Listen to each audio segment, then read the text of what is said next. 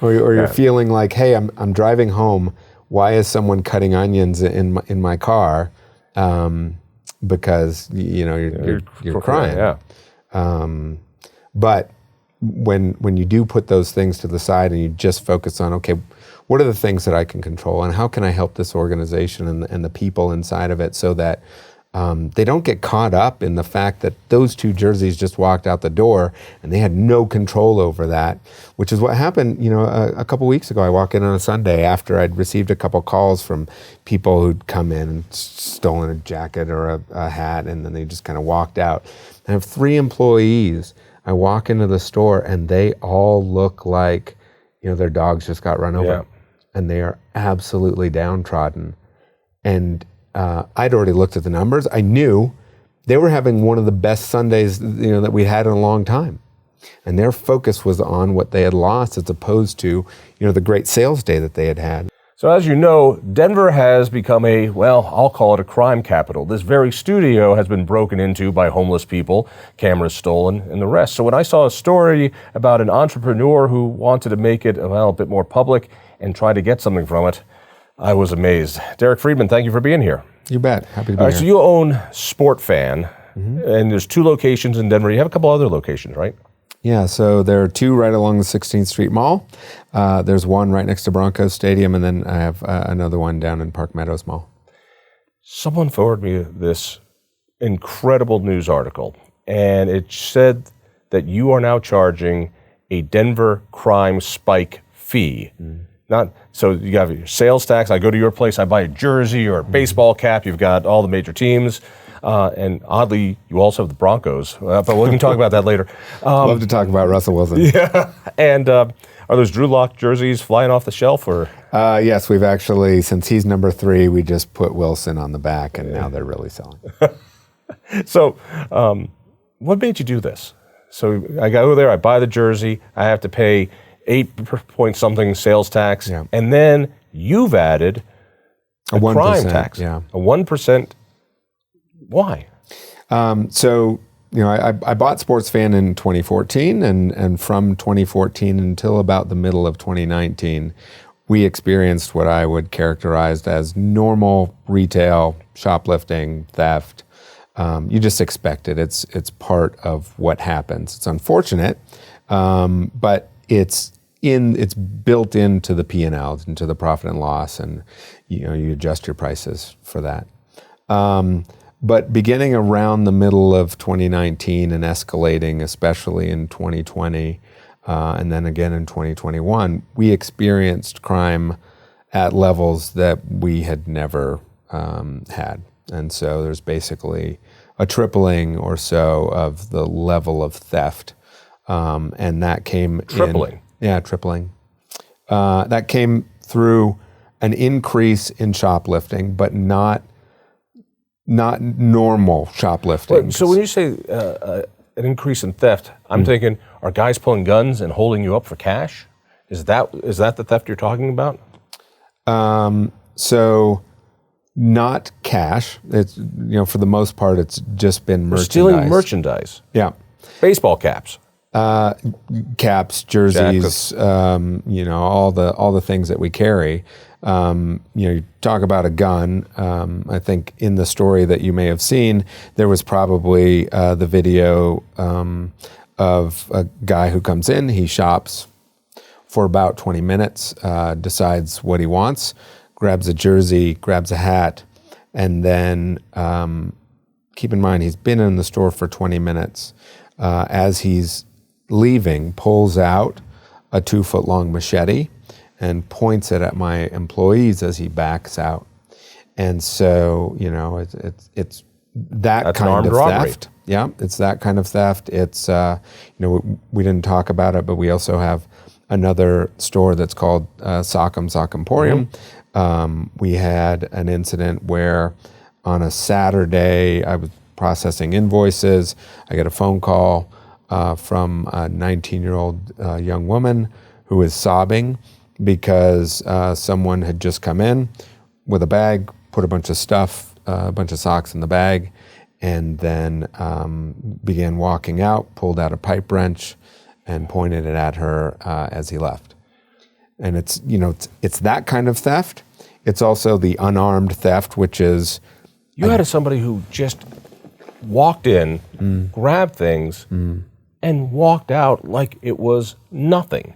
Yeah. It seemed like even when the person working there said, no, you've got to pay for that, didn't bother. Did that guy come back? Do you never see them again? Is this... Don't know where he went after that. But yeah, it's that kind of... I guess you could characterize it as shoplifting or armed shoplifting. That's totally different than what we experienced the prior years. What gets me is I've dedicated a lot of my life to bringing transparency to government. That government does a lot of taxation you don't know about, but we pay it anyway. You go to the hospital, you pay a bed tax, but the government doesn't let that tax on your bill. Well, when you go to a retail establishment that is being victimized because we're not enforcing our laws, well, somebody's going to pay for it, and you have to raise your prices. Now, most places just raise their prices. What you did, which I thought was so remarkable, was this simple economics lesson, which is, I have to raise my prices. I just want you to know why I'm raising the prices. It's because the laws are not being enforced here in Colorado. Guys are not staying in jail. We've got a homeless epidemic of criminals wandering around the streets. Was your idea to explain it? Were you trying to make a political statement, or were you just trying to explain what had to be a price increase? Well, we already had a bunch of price increases. As everyone knows, inflation is rampant, and that's certainly shown up in the shipping costs, and then also in just kind of the basic costs of our product.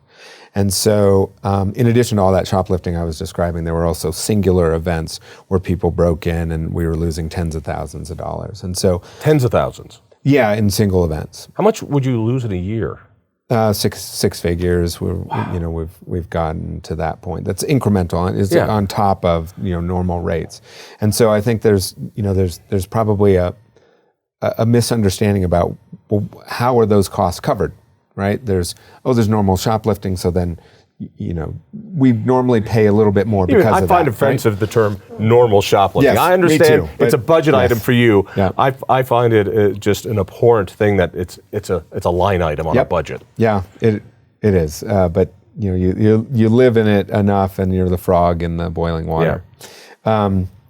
But I think people would think that kind of stuff is just covered by insurance, and in singular events, the big ones, they are. But if you have too many, then the conversation is, I don't know that you're insurable. And so, then you run into a situation where, as a small business, you can't lose insurance. You'll go out of business without insurance. Right. The store burns down, and now you have a complete loss, and you have no insurance. So, we began to, not file insurance claims. Pardon me. You're nice and calm. I am getting pissed off just hearing this.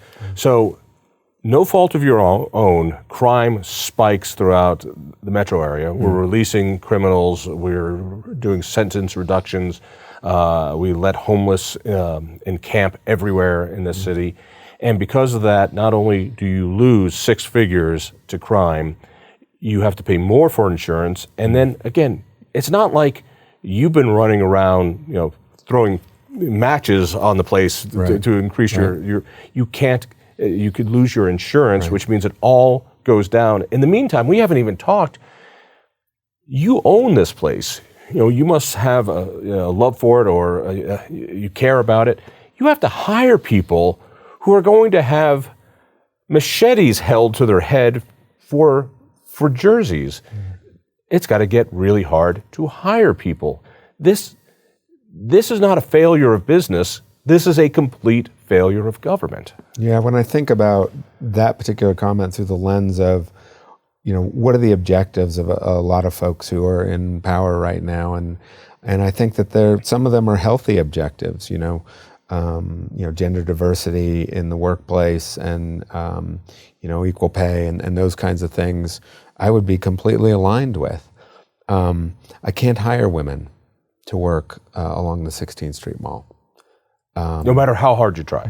They won't. anymore. Right. We used to have, Yeah. but then there began a self-selection process where they said, love working for this company, put me in the Cherry Creek Mall. Let me work in the Park Meadows Mall. I will drive to Flatirons to work, but I'm just not comfortable opening or closing a store when when they have to deal with the environment that has been down there. It makes perfect sense. Love the job, could use the money. The money isn't worth being killed. Yeah, or being hurt. Just threatened. Because at the end of the day, what you're talking about is not necessarily the extreme, but there's a level of mental taxation that comes with, you have a personal passion for this environment, and when people just come in and just take things and you feel like you're completely powerless against it, because we're not going to allow our employees to, attack somebody who's shoplifting. A, it's against the law, but B, wait, it's against the law? Yeah, you can't. You didn't know that? Wait, I'm sorry. Somebody's coming into your store. Right. Still, all right, so I'm an old Star Trek fan. Yep. So somebody takes this and I can't stop him? My employee can't tackle him down and take it back and hold him until the cops come? No, so that would be assault. And if you try to keep them in the store, there's the potential that your employees or the company could be charged with other crimes. So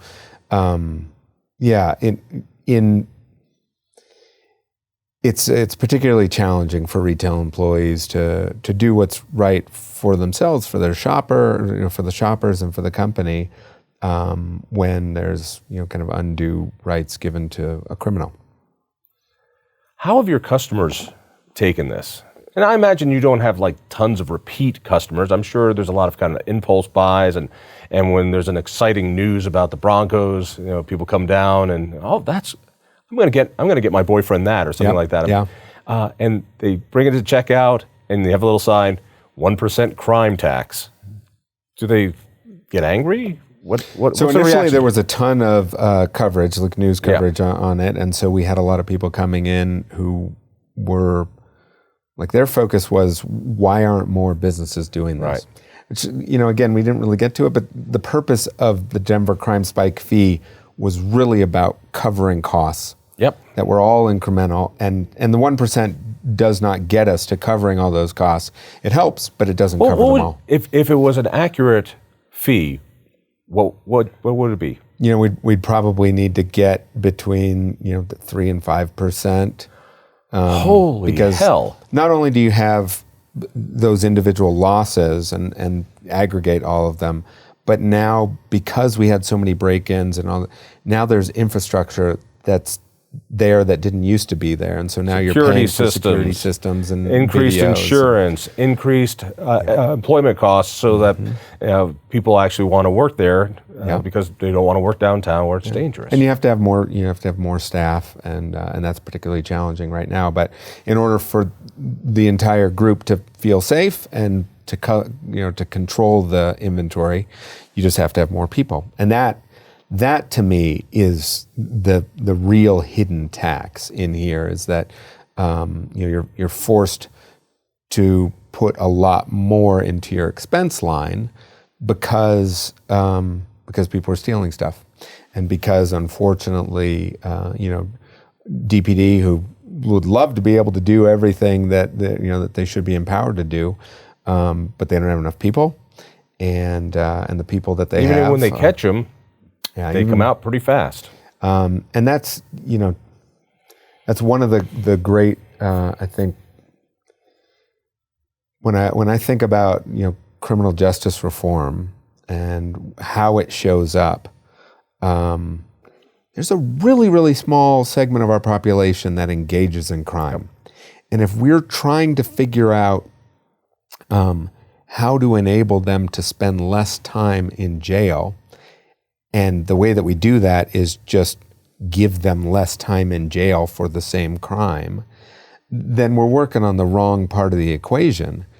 It should be just don't do the thing that earns you the opportunity to spend do less time in jail. Like, just stop doing that thing. Well, we forget that the justice system, the number one goal before punishment and getting your money back and all the rest is to get bad guys behind bars so the people who are not behind bars are safer. And now that we're seeing a spike in violent crimes by parolees and people who haven't, we are not keeping dangerous people out of society. That's the first rule. And then the second rule, I think, is what you've described, which is people making going, man, I'd really like to steal this guy's baseball cap. That would be good. I could buy some drugs with it, but I'll go to jail for 6 months and have this record and this and that. It's obviously not worth it.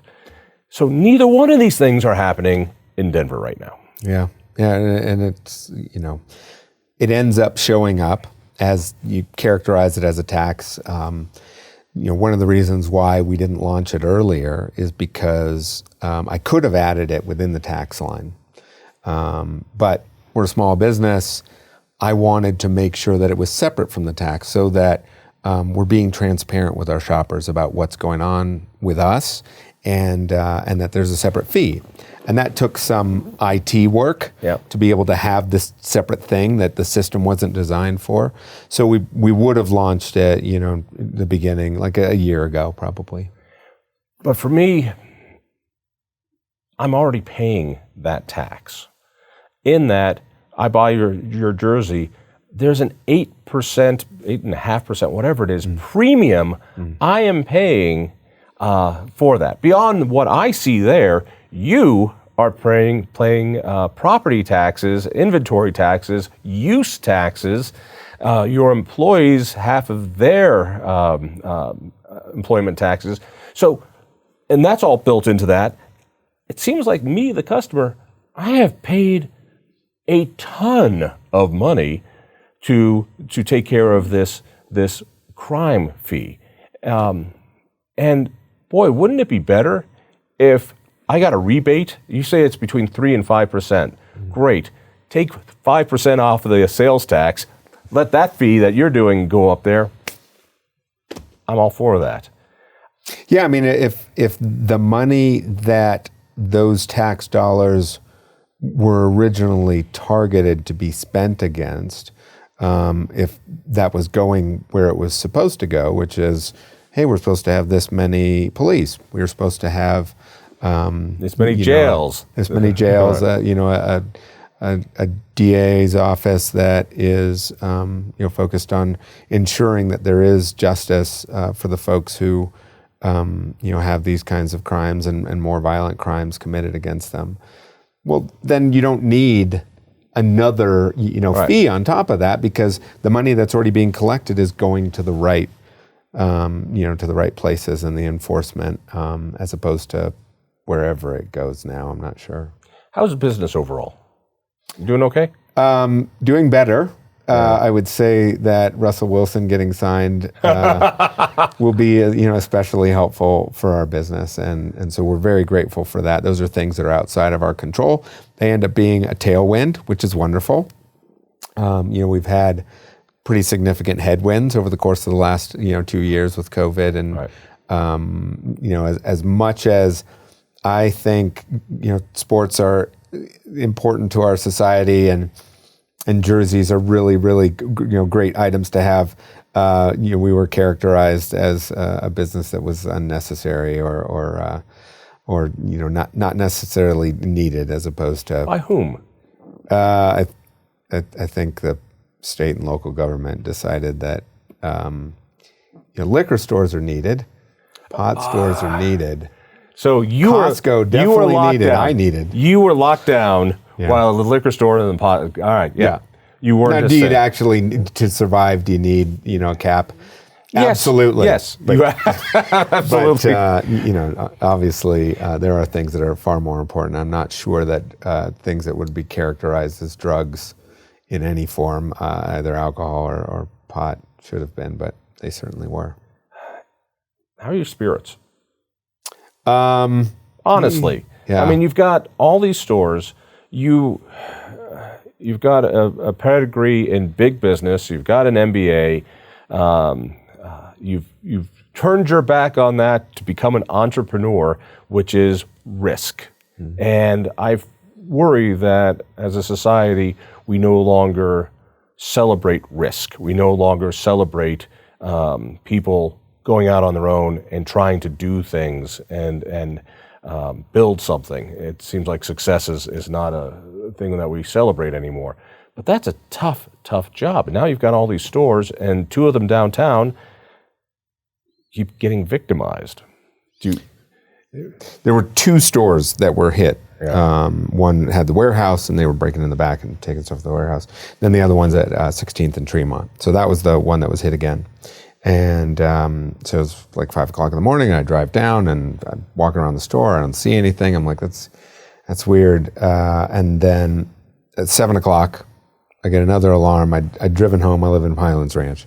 Take a shower, getting out, and I'm driving back to work. And then the alarm goes off again. And so this time the cop stayed, because the first time they show up, but they don't see anything. They're like, it's a false alarm.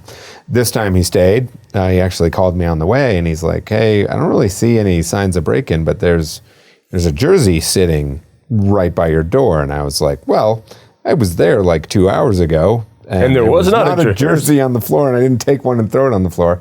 And so so then, eventually I get there, and we kind of figure out how they were getting in. And later I kind of saw the video. But it was obvious that because they were successive, and first time it was one guy by himself, then he brought a friend. It's the same guy. You can see everything he's wearing. And it was so easy, I knew that they were going to come back. So, Saturday night, I stayed in my store, and then I left around 3 and had a security guy kind of posted there. And he says that he saw someone kind of circling around on a bike, and they had left on bikes. And then, and he was looking at the store, and then he came and he saw the guy, and he came up and was like, hey, everything all right? And then he's like, yeah. And ultimately he left. Then the next night, I was by myself all night, just sitting in the back of the store. And there are curtains in the back area, and I can see all the way to the front. And just sitting there.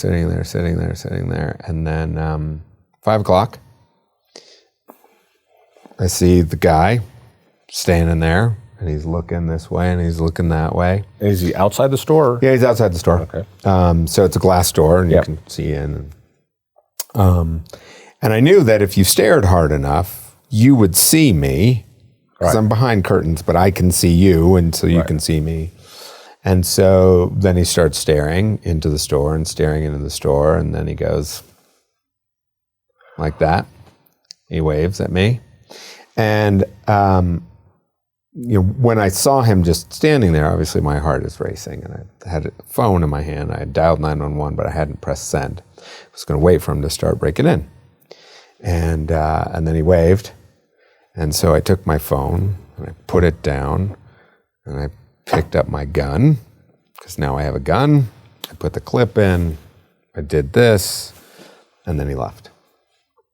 And we've changed some things about how the door is structured, and added a gate and all that stuff. So now it's what I've learned over the course of the last few years is if somebody wants to get in someplace, they're going to get in someplace, but you can make it more difficult. And in order to be a great entrepreneur or somebody who can lead an organization, and this isn't about, I don't think it's about me. I think it's just about leaders.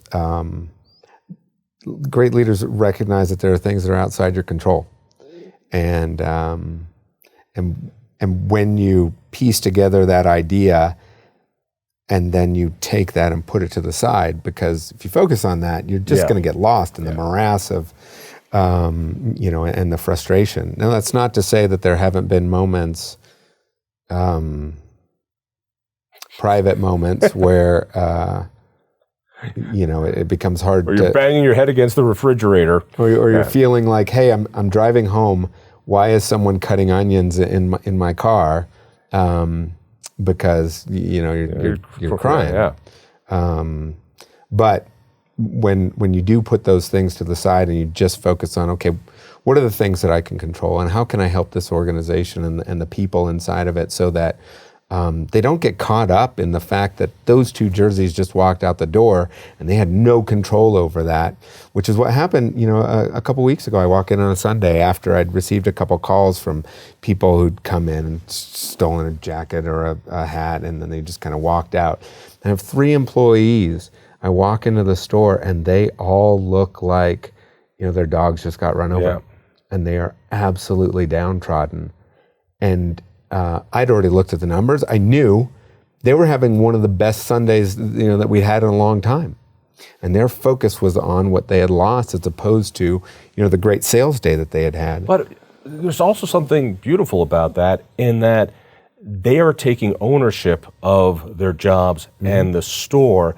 And if they're like, yeah, you got robbed, it would be like, well, this is just a job, I wouldn't want that employee. It's good that you have it, but at the same time, you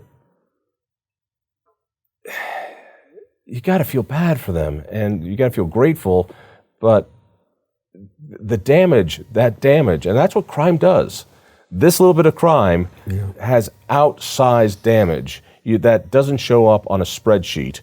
The emotional damage, the weird stuff that pops up in your dreams, that you're too scared to get a job downtown Denver, that doesn't show up on your spreadsheet, but it is the real damage of the city of Denver not doing its job. Yeah, and that's, all of that is absolutely true. And so, all I was trying to do is draw out the distinction about, what do I want to do for my company and for my people versus the uncomfortable conversations, that I have with the media to say, hey, we do need to draw attention to this, and let's have those difficult pieces, and hopefully, when you have a conversation with Fox and Friends or CNBC, and hopefully the right people see that. I haven't gotten a call from my city council person. I haven't really. No. I had a weird call a long time ago that I drove, but we don't need to get into that. But I want to, but I'll save that for after. Right. But we, no one has since we implemented the crime fee. No one's reached out. The next week there was a big to do on the doorstep of the Capitol building, but. Whether that had anything to do with me or not, who knows? But the reality is that if it makes a dent in policy, if it refocuses, judges on keeping criminals behind bars, or then hopefully it's been a little bit worth it. But have any of your fellow shop owners followed suit? No. Is it because they're corporate owned and therefore you're closer to being a decision maker? No, I mean I don't know how many of them watched the news or heard, but I'm guessing that some of them have. I do know that I've got some friends who said that was a really good decision, and they haven't taken it themselves. But I want to make this clear if it's not perfectly clear. They have done exactly what you did. They've raised their prices. They just haven't brought it forward to be transparent as to why.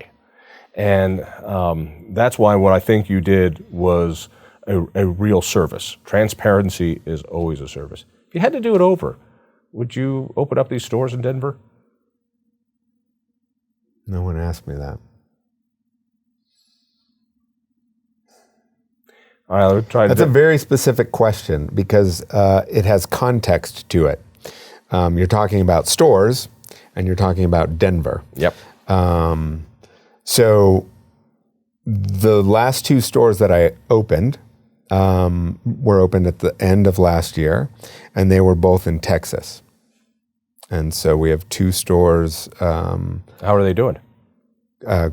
Really, we're happy with them. Oh, look at that smile. Look at that greedy corporate smile of yours. You 1%ers, you. Well, I don't know about that. I went 2 years without taking any pay and just living off of retirement from my corporate life. But So that was uncomfortable. But, we moved two people who were based in Colorado who were working for us. We moved them down there so that they could open those stores. And for me, coming from a large corporate background. Let me try it a little differently since we're tight on time. If today, if you didn't know those two stores, would you open them in Denver in those locations? Would I open two stores in Denver with the current climate? I would not. With the current climate, had I known all the details, because when I worked in corporate, I didn't know what was going on downtown. But if I had known all those details, no, not without visibility to this is the path that we're headed on, and we're going to fix this. There will be, as there were in 2014, 2015, there'll be squad cars right outside your store. And I remember distinctly delivering merchandise. There's the cop. You say hi, and now there's not. And unfortunately, there are a lot of hot spots, and that's where they're located. And 16th Street right now isn't one of those hot spots, but we need to allocate more people there. I remember New York City in the 70s. This is a Giuliani story? No. Okay. Yeah, partly, but I just remember the feeling of the city. You don't want to be here, you don't want to be there, and it's just this feeling of decay, this feeling of danger, the feeling of this and that. Yeah. I'm getting the same feeling here. It's not to that extent, but I'm really starting to get that feeling here that, we don't need to go into the city today. I think that if things don't turn around, it can head there. I think hopefully what you've heard a little bit in how I characterized some of my approach to my business, that I have to be an optimist. I have to not be what's happened to me, but be what I want to become. And so my hope is that Denver and its leaders recognize that while we are on a wildly slippery slope, and we need to point in a completely different direction and staff a DPD in the right way and enforce the right laws, and then Denver can be great as it was. Wait, I almost heard it, and you didn't want to say it, did it? It almost came out of your mouth, and then you had to swallow it back down. You were going to say, we can make Denver great again. I have no idea what you're talking about. That's exactly what I heard. Derek, hey, thanks so much. This has been a kick. No, I appreciate it. Appreciate Thank it you so much. Yeah, pleasure. If you enjoyed that conversation, by all means, click one of these other great programs. We have the best conversations with the most fascinating Coloradans. And subscribe to our channel. Just click down below and hit that little bell button too. You don't want to miss a single show.